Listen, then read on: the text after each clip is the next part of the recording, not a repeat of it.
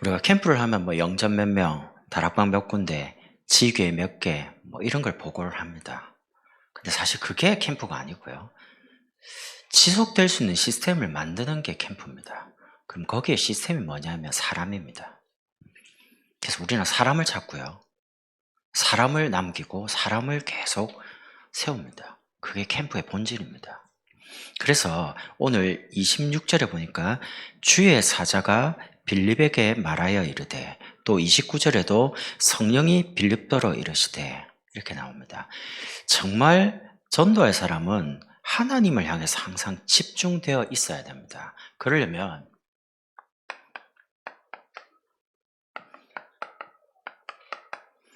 근본적으로 집중할 게 뭐냐? 하나님의 모든 관심이 어디 있다고 생각하십니까? 저는 감히 여러분이 확실히 말할 수 있습니다. 나에게 있습니다. 그래서 여러분 자신부터 살려야 됩니다. 저는 아이들이 있습니다.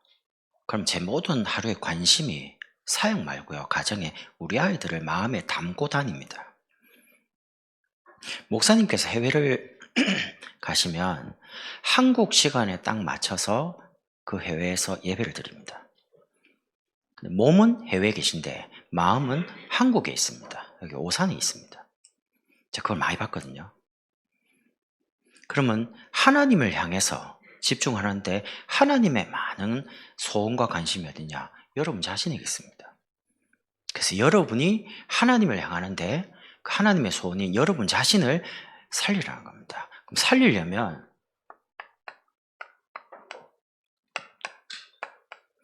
내 영적인 각인부터 바꿔야 돼요. 어떻게 말입니까? 예수 생명과 오늘 권사님 기도한 대로 구원과 이 축복을 내 속에 자꾸 각인해야 돼요. 만약에 생명과 구원과 축복으로 각인이 안 되면 우리의 각인이 나 중심으로, 물질 중심으로, 자꾸 성공 중심으로 육신적으로 모든 것을 선택하고 판단해서 영적인 걸 많이 놓치게 됩니다. 사실은 각인된 대로 우리 속에 뿌리가 내려지는 거죠. 저는 지나온 삶을 보니까 내 관심과 내 생각이 하나님하고 아무 상관없이 내가 원하는 대로 살았거든요. 어느 날 복음을 들으면서 내 관심과 내가 흘리는 눈물이 하나님하고 아무 상관없다는 걸 알았습니다.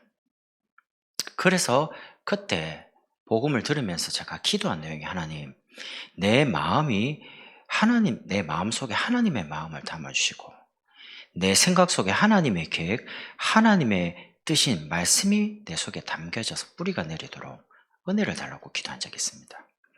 여러분 속에 주님의 탄식과 주님의 부탁과 주님의 명령이 여러분 속에 계속 담기고 뿌리 내려야 됩니다. 여러분 화나죠? 왜 화납니까? 그 화나는 게 주님이 화나는 거하고 똑같습니까? 여러분이 슬프고 억울하잖아요. 주님이 슬프고 억울한 것 같습니까? 제가 볼 때는 아닐걸요. 그래서 우리 속에 각인되고 뿌리 내린 게 결국에는 어떻게 되냐? 우리의 삶인 외적인 체질이 됩니다. 외적인 체질이 된다는 말은 우리의 인생이 되는 거죠. 하나님이 나의 삶에 함께 계시는 걸 누리는 걸 보고 신앙생활이라고 합니다.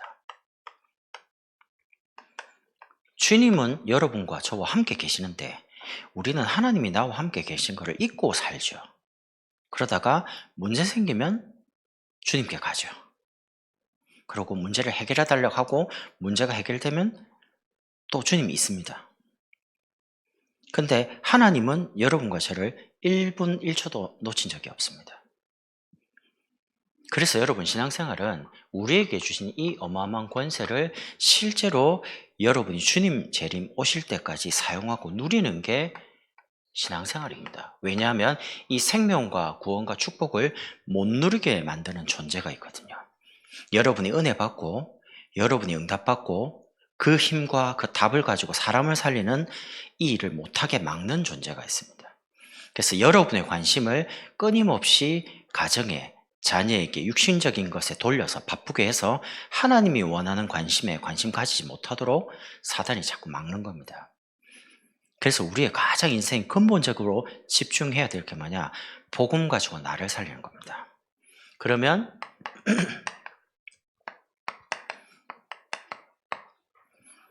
기본적인 집중이 뭐냐? 여러분 지금부터 여러분이 만나는 작은 만남을 소중한 관계로 만들고요. 그리고 전도로 연결시키세요. 여러분이 만나는 그 만남을 살리는 겁니다. 오늘 빌립과 에디오피아 내시의 만남은 단 한 번의 만남입니다. 오늘 성경에 2번 다시 못 만났다고 나옵니다. 그런데 그 한 번의 만남을 가지고 에디오피아 내시에게 답을 딱 줬습니다. 여러분 이렇게 하시면 됩니다. 불신자에게는 한 번 만났는데 그분이 하나님을 만나도록 생명을 주고요. 연약한 새가족이나 새신자는 진짜 하나님을 체험하고 응답받도록요. 신앙생활 응답이 계속 쌓여가야 됩니다. 그리고 신앙생활 오래 했는데도 불구하고 뭔가 답답하고 힘들고 연약한 그런 기존 신자들은 여러분이 말하는 그 메시지와 간증을 통해서 위로를 받고 힘을 얻고 치유가 되도록요. 그리고 정말 복음과 주를 위해 살고 싶은 사명자들은 내가 인생을, 시간을, 물질을 어떻게 해야 될지에 대한 정확한 방향을 주는 겁니다. 오늘 빌립과 에디오피아 내시가 대화를 보면요. 우리는 전도할 때 이렇게 말하잖아요. 도대체 뭐라고 하지? 자꾸 그런 생각합니다. 처음에 뭐를 말해야 되지? 근데 오늘 빌립과 에디오피아 내시를 보면 그런 게 없어요. 부자연스러운 게 전혀 없어요. 그냥 너무 편안해요. 뭘 읽고 있냐? 이사야 글을 읽고 있습니다. 읽는 걸 깨닫냐? 대화를 합니다. 대답해 준 사람이 없는데 어떻게 하냐?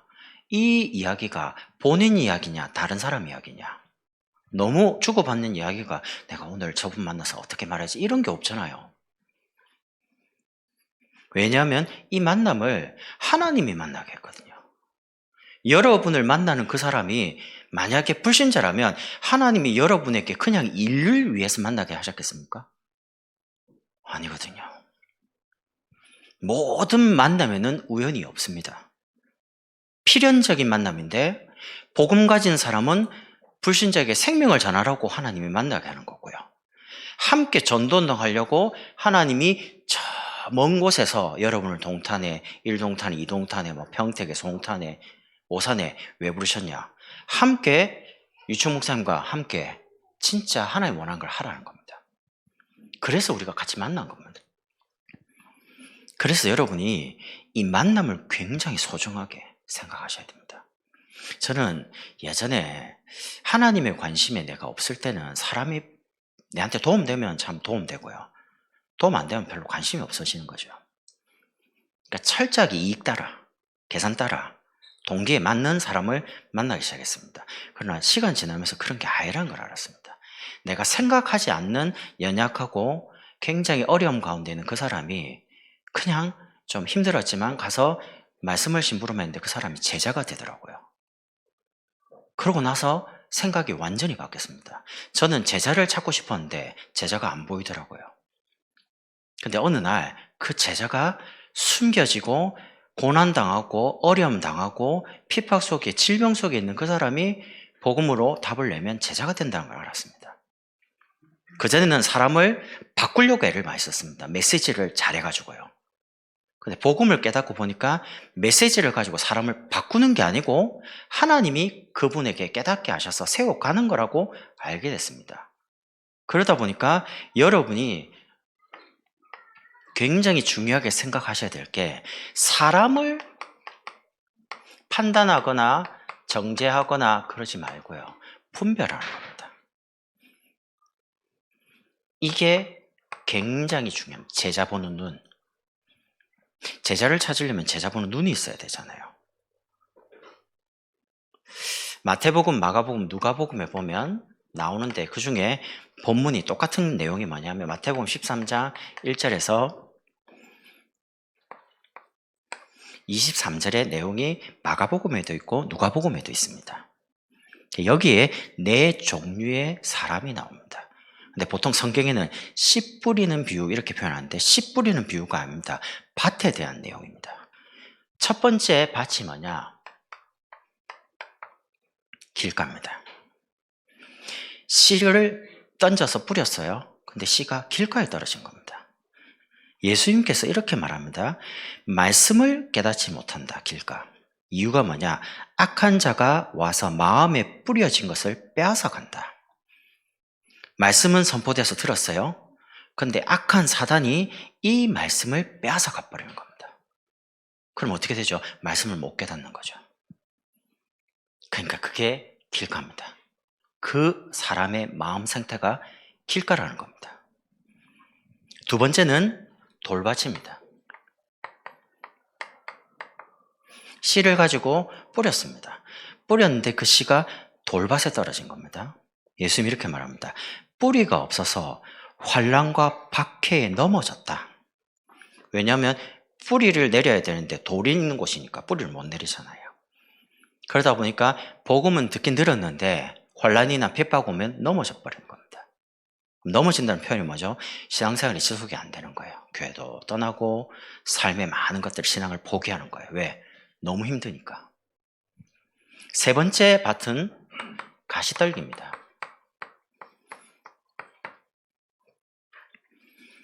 예수님이 이렇게 표현합니다. 세상의 염려와 재물의 유혹에 말씀이 막혀서 결실하지 못한다. 얘가 너무 정확해요. 염려가 너무 많아요. 근데 그 염려 중에 하나가 재물의 유혹입니다. 돈을 포기를 못하는 거예요. 그러다 보니까 말씀이 이 염려와 돈, 물질적인 부분, 육신적인 것에 막히다 보니까 열매가 없는 삶이 되는 겁니다. 근데 마지막으로 이 땅에 나옵니다. 좋은 땅이 나옵니다. 근데 이렇게 말하죠. 100배, 60배, 30배 열매를 맺는다.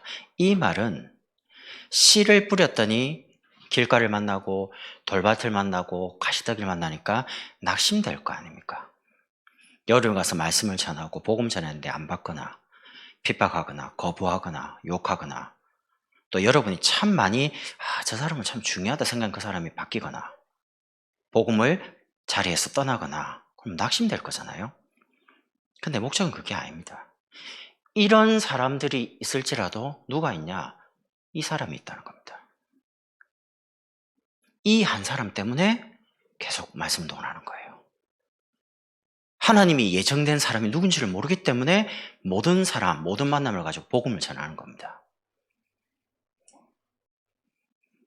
그래서 사람을 바꾸는 게 아닙니다.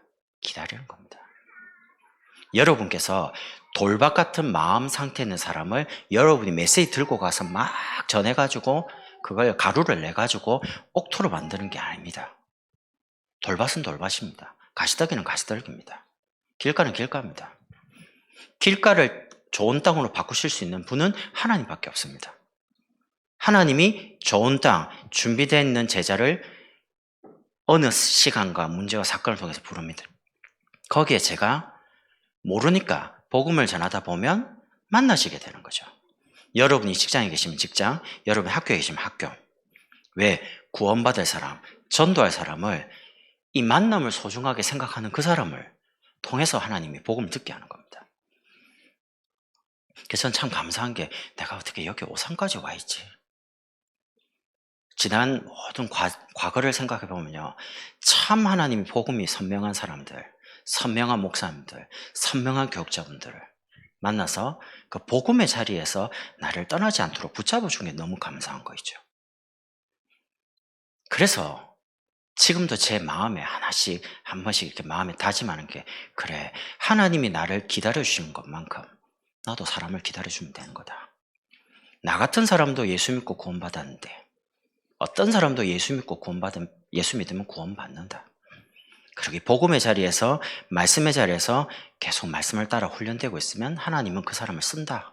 오늘 우리 권사님 간증처럼요. 언약을 주신 하나님께서 절대 언약을 버리지 않습니다. 언약은 누가 지키냐? 하나님이 지킵니다. 그래서 오늘 빌립과 에디오피아 내시의 만남이 한 번의 만남인데 정확한 답을 주고요. 그 정확하게 준비된 사람에게 메시지를 했습니다. 그 만남이 어떤 만남이 됐냐? 영원한 만남이 된 겁니다. 이 말은 정확한 길을 말했어요. 오늘 36절에 에디오피아 내시가 이렇게 말합니다. 내시가 말하되 보라, 물이 있으니 내가 세례를 받음에 무슨 거리낌이 있냐? 물이 툭 보이니까 내 세례 받겠다. 그리고 39절에 이렇게 말합니다. 둘이 물에서 올라왔을 때 주의 영이 빌립을 일컬어 간지라 내시는 기쁘게 길을 가므로 그를 다시 보지 못하니라. 한 번 딱 만났고요. 정확한 방향, 답, 길을 제시받고 난 다음에는 물이 보이니까 세례를 베풀어 달라. 세례받고 올라왔는데 두 번 다시 못 만납니다. 근데 그 한 번의 만남이 영원한 만남입니다. 제가 아프리카 선교를 많이 안 가봤는데요.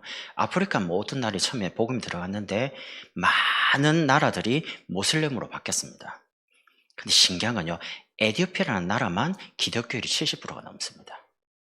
신기하죠. 다른 데는 많이 모슬렘화 됐거든요. 근데 참 신기해요. 저는 이 성경 본문을 보면서 에디오피아 내시가 딱 한 번 듣고 빌립 집사님 만나서 복음 듣고 나라에 갔는데 이분이 위치가 그냥 위치가 아니잖아요. 에디오피아의 국고를 맡은 내시입니다. 우리말로 말하면 돈을 움직이는 어느 중요한 위치에 뭐 장관이나 재무부 장관이나 그런 위치에 굉장한 엘리트고 고위직에 있는 사람입니다. 이분이 복음을 깨달아 버리니까 그 나라를 뒤집잖아요. 그게 이제 계속 전달되는 겁니다. 그래서 여러분이 지금부터 만나는 그분을요, 정말 여러분을 자꾸 의지하게 만들지 말고 예배 속에서요. 답을 얻도록, 사람을 판단하는 게 아니고 바르게 분별할 수 있도록, 기다릴 수 있도록, 그리고 정확하게 하나님 원하시는 인생의 길을 걸어갈 수 있도록 예배로 안내를 해야 됩니다. 그래서 우리 교회 특징이 알지만 물어봤을 때 답을 안 줍니다. 보편적으로 뭐라고 하냐? 주일날 목사님 설교를 들어보고 같이 기도해보고 다시 말해봅시다.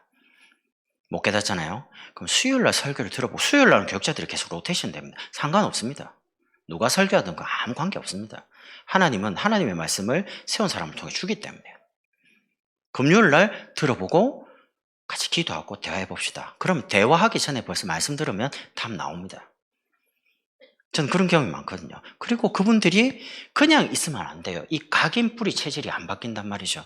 그래서 끊임없이 훈련 속으로 안내를 하는 겁니다.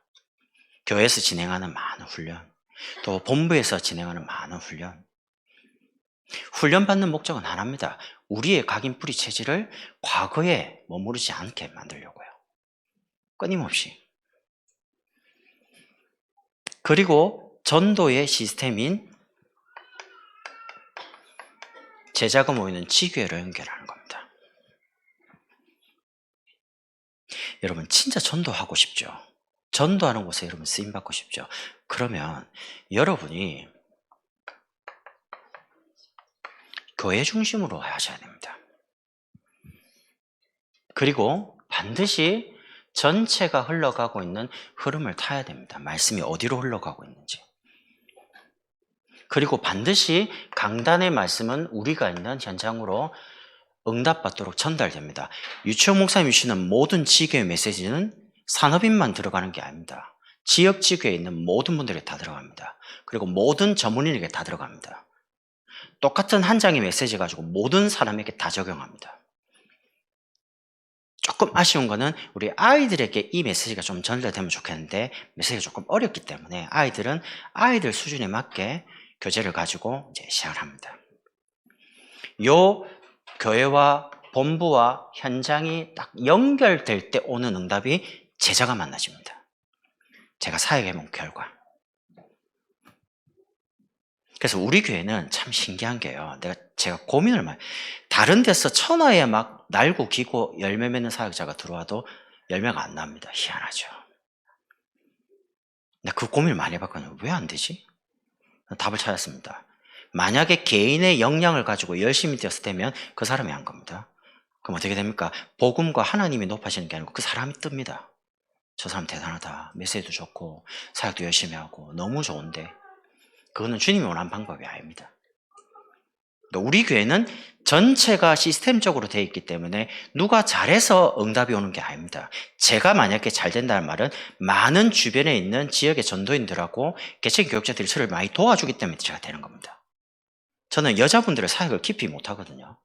여자분들은 남자 목사님 저한테 자기 속마음을 깊이 이야기 안 합니다. 그럼 제가 무슨 수로 여자분들의 마음을 얻겠습니까? 중간에서 그런 역할을 해주는 분들이 계시니까 그분들이 저와 대화가 되는 겁니다. 그때 중요한 메시지를 나누면 메시지가 전달되잖아요. 그럼 그 부분을 누가 해주냐? 중간에 계신 많은 사람들이 소통해주고 마음을 전달해주는 거죠. 그러다 보니까 저는 목사님의 마음을 성도 개개인에게, 성도들의 많은 상황들을 목사님이 알 수 있도록, 그래서 제가 하는 역할이 소통하는 역할을 하는 겁니다. 근데 그거를 하고 있는데 전도가 되는 거예요, 저절로. 왜? 목사님이 주신 말씀이 무슨 의미인지를 성도에게 이해를 시키고 적용시켜 주니까 성도가 목사님 마음을 알잖아요. 성도들이 하나님이 원하는 말씀의 의미를 알잖아요. 그러니까 당연히 그 말씀의 의미를 아니까 그때부터 응답을 받기 시작하는 거죠. 응답 받으니까 바로 전도가 되기 시작하는 거예요. 그러니까 또 전도가 되니까 기쁘잖아요. 내용을 목사님께 올리니까 목사님 너무 좋아하시는 겁니다. 우리 아이들이 전도가 되고, 우리 아이들 친구들이 막 복음 받고 지교회. 그러니까 여러분 금요일에 오면 막 우리 렘터들이 막 직접 복음 전하고 양육하고 지교회 데리고 딱, 얼마나, 목사님 그냥 말하는 게 아닌 것 같잖아요. 들어보면 너무 기뻐가지고 하신 말씀이잖아요. 이게 전부 다 이어져 있습니다. 그래서 여러분이 그 만남을 굉장히 작은 만남이지만 귀하게 한번 연결시켜 보라니까요. 어떻게 표현할지 잘 모르겠는데 하여튼 그렇습니다. 그러면 여러분이 가장 기초적으로 집중해 봐야 될 게 뭐냐? 지금부터 이 단어를 좀 마음에 많이 담아 보세요.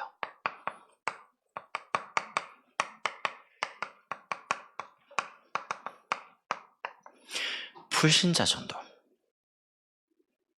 하나님이 작년에서 올해 넘어올 때 하나님 제 마음에 강하게 주신 단어입니다. 불신자를 살려라. 그러려면 이렇게 하면 됩니다. 우리 현장에서 정말 필요한 것을 하면 돼요. 사람들과 현장에서 필요한 것들을 하면 불신자를 살릴 수 있습니다. 어떻게 해요? 지역에 여자분들이 정말로 필요로 한 거, 원하는 거, 그거 만들면 됩니다. 병든 사람이 참 많더라고요. 의사가 안 된다라고 포기한 사람, 그리고 정신과 마음에 굉장히 고통을 당하는 사람, 기도해도 안 되고 어디 가도 안 되고, 그래서 나는 원래 이런가 포기한 사람, 그리고 의사가 의학적인 방법으로는 도저히 안 된다라고 이미 사망 선고 내린 사람. 뭐가 필요합니까? 복음이면 치유된다는 걸 보여줄 수 있습니다. 왜? 우리가 하는 게 아니기 때문에.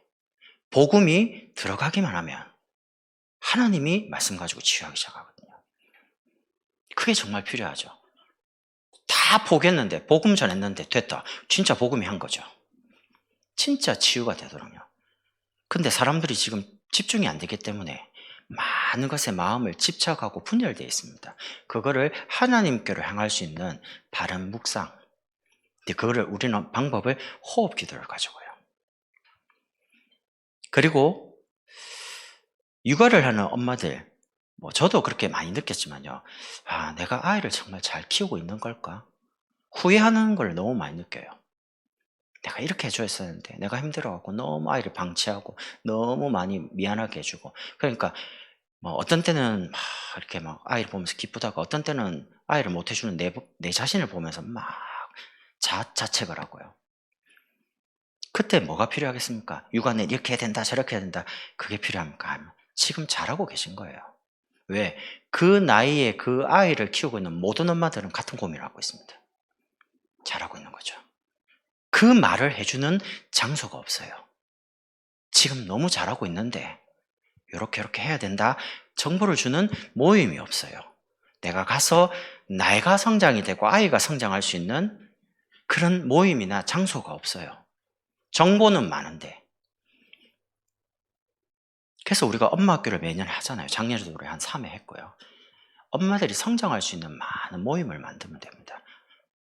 그래서 와서 교제하면서 위로도 받고 힘도 얻고 답도 얻고, 유치원 목사님 엄마 학교 때 메시지 들어보면요 정말 답되는 게 많잖아요. 근데 불신자일지라도 교회라는 장소에 왔는데 자기가 도움이 된다 할 때는 교회로 옵니다.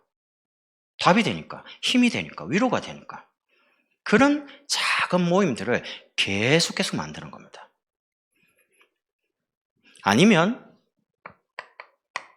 계층에서 대유치나 유소년이나 중고등이나 이런 곳에서는 우리 유소년 아이들에게 물어보세요. 뭘 하고 싶냐? 죄송해요. 축구하고 싶어가지고 정말요 막 축구 보고 이럽니다. 그래서 제가 이제 그 교육자분에 부탁을 했거든요. 이번에 축구 생명부활 초청 캠프 때 축구 하잖아요. 남자분들 할 때 그 경비를 준비하고 이럴 때 우리 아이들, 유소년 아이들 그 축구복 만들어주고 뒤에다가 이름 다 이니셜 새겨주고요. 만들어주는 겁니다. 그래놓고 축구를 할 수 있는 거를 뒤에서 밀어주면 돼요.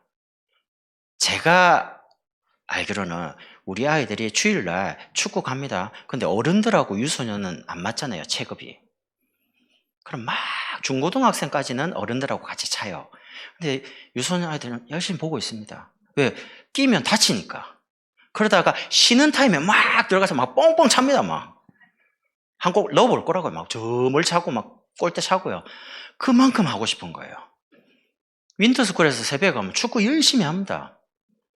나 그런 거 보면서 진짜 아이들이 하고 싶은 게 축구란 말이죠. 그게 아이들 소원이라는데 만들어주면 되죠. 중고등부 아이들이 많이 하고 싶어하는 게 있습니다. 그 중에 하나가 뭔지 아십니까? 나 어디 가서 안 물어봤습니다. 근데 우리 아이들 보니까 알겠더라고요. 우리 아이들 게임을 너무 하고 싶어요. 토요일 1시간 해줍니다. 그 1시간 한 30분 하면요 난리법석을 칩니다. 집에서 그만해라고.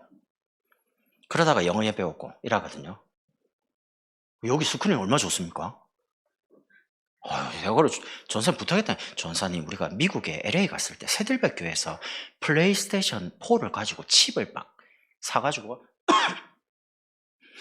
아이들을 다 불러 모아가 게임하더라고요. 교육자분이. 이 경건한 교회에서 감히 게임을? 아닙니다. 아이들이 정말 필요로 하는 것을 해주면서 아이들이 복음을 전하는 거예요. 그럼 우리 교회에서 아이들이 잘하는 게 뭐 롤도 있고 뭐 많습니다. 다 할 수는 없으니까. 예를 들면 거기 여기 테이블 하나 만들어가지고 우리 교회 아주 고사양의 노트북이 있거든요. 2개 연결하는 겁니다. 그럼 둘이 붙이는 거죠. 이거 다 띄울 수 있습니다. 그럼 보는 사람 와 하겠죠. 그러다 만약 1등 했다. 우짜게요. 노트북 한 대 주면 될 거 아닙니까? 당장 중학교 고등학교 소문 다 날 거예요. 저 다민족에 가면 게임한다. 그래서 게임 대회 하라고 말하기는 뭐하니까 e스포츠 대회. 제가 오산에 왔다 갔다 하는데 현수막 걸려 있더라고요. e스포츠 대회라고 했는데 저 뭐지? 보니까 게임 대회예요. 그걸 꼭 저 공무원들만 만들 수 있습니까? 아니 교회에서 하면 되죠. 저 시청보다 우리가 시설 훨 좋은데요. 해가지고 부르는 겁니다. 다 불러가지고 교육자분부터가 다 복음 전하고, 혹시 그 중에 아이 중에 제자가 있으면 어떡하시랍니까? 제가 아는 목사님이 그분이 저한테 지나가면서 난 좀 이해가 안 간다 이러는 거예요. 왜요? 그러니까 우리 아이가 게임을 그렇게 잘하는데 나는 싫다 이러는 거예요. 얼마나 잘하는데요? 세계대회 1위랍니다. 나 너무 놀라. 전화번호 달라고 했습니다. 우리 교회 좀 특강 좀 초청할게요. 어떻게 해서 세계대회 1위 합니까? 1위가 이번에 대회 나갔는데 5천만 원 상금 받았어요. 나 너무 놀래가지고, 아니 그게 뭐가 문제입니까? 돈도 버는데 밀어줘도 시원찮을 판인데 그런 거 좀 하지 말고요. 한번 좀 이렇게 밀어주시면 안 됩니까? 근데 사실 좀 이해가 안 간다는 거예요. 저도 옛날 같으면 이해 안 되죠. 야이씨, 목사아이가 게임을 해?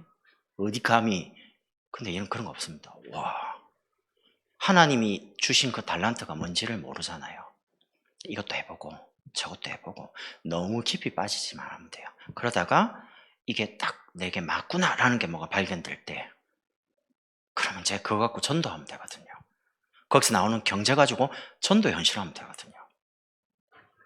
그래서 제한할 필요는 없습니다. 그래서 교회 안에 있는 많은 전문인들을 그냥 두지 말고요, 전문인들을 다 활용해서 하는 겁니다. 아이들이 본인의 마음이 어떤지를 잘 몰라요. 내가 화가 났는지 내가 기분이 안 좋은지 본인이 본인 마음을 몰라요. 그런데 가만 보면 교회 전문인이 계세요. 그럼 조금만 해보면요, 아이들 마음이 지금 화가 났구나, 기분이 안 좋구나. 근데 화가 났는데 기분이 안 좋은데 어떻게 해야 될지를 몰라요. 왜? 자라오면서 그런 걸 교육받은 적이 없어요. 화를 참아야 돼요. 표출하면 안 되니까. 그런 것들을 전문인을 활용해서 화가 날 때는 이렇게 화를 없애 라고 교육을 해줘야 되는 겁니다. 갈라디아 5장 22절에 보면 성령의 9가지 열매가 나옵니다. 그러면 그게 하나님이 우리에게 주신 많은 하나님의 성품이거든요. 그 끝이 보면 절제입니다. 맨 끝에 9가지 열매 중에 끝에가 절제입니다. 그러니까 내가 말할 수도 있고 말을 안 하기도 하고, 그런 하나님의 마음, 성품을 아이들이 소유하도록. 우리 아이들이 아니고요, 저는 세상에서 이렇게 아이들을 보면서요, 우리 요즘 세대 사람, 젊은 사람, 렘트 아이들은 경청이 안 됩니다. 남의 말 안 듣습니다. 두 번째, 남의 말 안 듣는 게 아니고 부모님 말을 안 듣습니다. 그리고 선생님 말 안 듣습니다.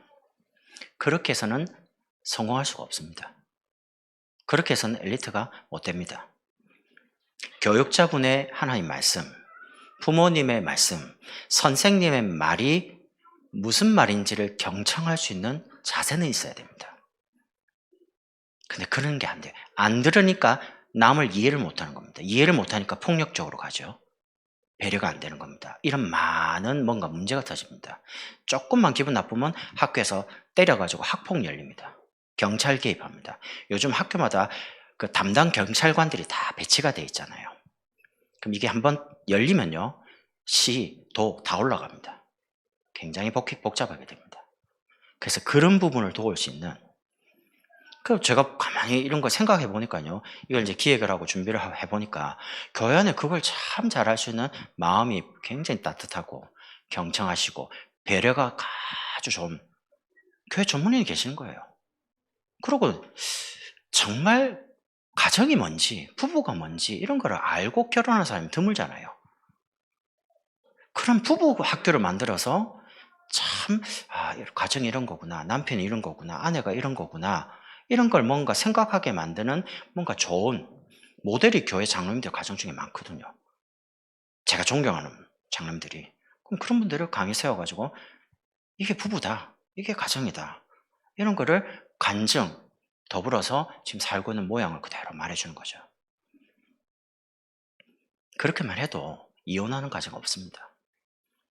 살아가면서 안 맞는 게 너무 많잖아요. 그럼 안 맞다고 다 이혼합니까? 아니거든요. 그런 시기가 있잖아요. 막 육아하고 막 돈 벌고 그런데 안 도와주고 막 서로를 모를 때, 이런 힘들 때 가정이 뭐며 부부가 뭔지를 뭔가 말씀은 들어서 아는데 그게 삶에 뭔가 인생에 많이 연륜이 묻은 신앙과 더불어 있는 장로님들이 더 간증을 해준다면 저는 많은 도움이 될 거라고 보거든요. 제가 많은 장로님을 참 좋아하지만 제가 김규식 장로님이 저희 아파트 이웃에 계시기 때문에 참 많이 봅니다. 참 보면서 나도 나이 들면 저렇게 늙어가야지 이런 생각을 많이 합니다. 죄송해요, 장로님 계신데 단 한 번도 아내 권사님에게 막 말한 적 없더라고요. 참 어떻게 이 톤 자체가 절대 안 올라가요 위로. 항상 딱 중저음에 조용조용 편안해요. 저는 경상도에 자라다 보니까 야 이게 기본이거든요. 나 보면서 나도 저렇게 좀 성품이 닮아가면 좋겠다 이런 생각을 많이 들거든요. 권사님도, 아내 권사님도 장로님한테 늘 뭘 물어봐요. 그럼 이렇게 해라, 저렇게 해라. 난 이건 너무 좋아요. 새벽기도 때 같이 걸어오시고, 같이 걸어가고. 전에 내가 잘 봤는지 모르겠는데, 손잡고 가시더라고요. 맞는지 모르겠습니다. 나 그 겁나게 부럽더라고요, 사실. 우리는 나라. 이라거든요. 같이 안 갑니다. 교회 와서 단 한 번도 옆에 같이 앉은 적이 없습니다. 나는 맨 뒤에, 아내는 저쪽에. 그때부터 지금까지 단 한 번도 옆에 앉으면 뭐 이상합니다. 떨어집니다, 이상하게. 이게 경상도 정서입니다. 그럼 마음이 그러냐? 아닌데, 이상하게 그런 거 보고 자란 거예요. 그래서 저는 이제 딸이 있는데, 이 딸이 절대 경상도 남자 안 만나는 게 제 소원입니다. 만약에 만난다면, 부모님이 경상도에 살지만은, 출신은 경상도가 아니기를. 수도권 사람이기를. 허니, 뭐 이런 거 있잖아요. 달링, 뭐. 저 수도권 사람 보니까요, 그 핸드폰에 이름이 보니까 달링 적혀 있더라고. 와, 왜? 막 옆에 허니, 나 꿀인 줄 알았어요. 꿀이잖아, 허니. 허니 이러는데 옆에 다니다가 뭐지? 근데 그게 약간 느낌적으로 오글거리는데 굉장히 좋아 보여요. 나는 그래 하고 싶은데 잘 안 돼요. 참 그런 게 참 부러워요. 지금도 그래요. 하면 되는데 안 돼요, 이상하게. 그런 것들을 교회에서 필요한 걸 만드는 겁니다. 두 번째는 하나님이 원하시는 거예요. 사람과 현장에서 필요한 것을 만들고요. 하나님이 원하는 그 전도. 그게 뭡니까? 자꾸 하나님이 쓰시는 사람을 찾는 겁니다. 그리고 그 사람을 하나님이 쓰시도록 세우는 겁니다. 세웠으면 현장에서 응답을 하나님이 쓰시도록 받도록 만드는 겁니다. 그게 집중학교, 집중훈련, 집중캠프입니다. 그냥 단순히 그냥 성경 말씀 듣고 크게 합니다. 특별히 이번에 우리 4월에는 주택복권 캠프 하잖아요. 남자분들 같이 축구도 하고 족구도 하고 지금 계속 이제 목요일 저녁마다 모여서 대화를 하죠. 그래서 제가 보면서 교육자분들이 기획을 하고 기도하고 준비하지만 이제는 실제적으로 안수집사님들이나 중요한 분들이 일어나서 같이 준비도 하고 진행도 해보고요. 분위기 참 좋을 것 같아요. 결론적으로 여러분이 24 담긴 것만 응답합니다. 그럼 뭘 24로 생각할 거냐? 불신자가 올 수밖에 없는 플랫폼을 계속 만드는 겁니다. 어린이집을 만드니까 불신자일지라도 교회 부설인데 옵니다. 왜? 아이 육아에 필요하거든요. 교육에. 그런 것처럼 불신자가 안 오면 안 되는 걸 만드는 겁니다. 그게 제가 여기서 말하는 겁니다. 그거를 말로 지금 구호로 외치는 거 아닙니다. 그거 지금 준비하고 있습니다. 장소나 여러 가지 부분이 만약에 딱 세팅만 되면 3월부터 바로 진행하려고 지금 준비하고 있습니다. 저곳에 가면 내가 성장할 수 있고 힘을 얻을 수 있고 답을 얻을 수 있겠다. 만약에 그런 장소만 있다면, 그런 내용을 가지고 있다면 계속 오겠죠. 하나님 그런 분을 계속 보내겠죠. 만들자는 거죠, 교회에서. 그리고 실제로 불신자를 돌아다니면서 어떻게 전도하겠습니까? 만났을 때 정확한 복음을 전해서 구원받도록. 그리고 불신자 속에 이 사람을 찾는 겁니다. 숨겨진 제자. 저는 조금 해보니까 불신자 가운데 하나님이 예배해 놓은 숨겨진 제자가 많다는 걸 조금 봤어요.